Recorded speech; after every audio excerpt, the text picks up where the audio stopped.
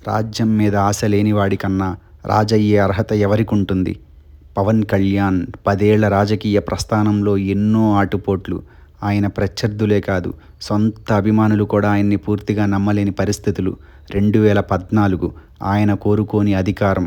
2019 ఆయనే కాదు, కొమ్ములు తిరిగిన రాజకీయ నాయకులు సైతం కోలుకోలేని పరాజయం.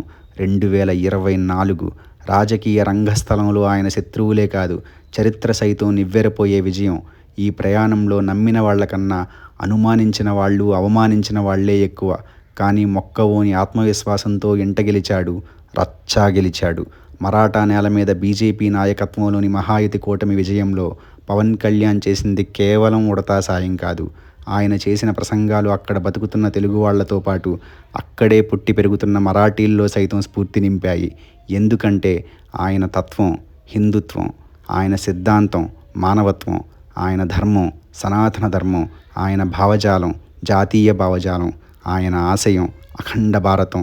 ముగించే ముందు 3 మాటలు. రాజ్యం మీద ఆశ లేనివాడే నిజమైన రాజు. అధికారం మీద వ్యామోహం లేనివాడే నిజమైన నాయకుడు. అతనే జనసేనాని శ్రీ కొణిదెల పవన్ కళ్యాణ్.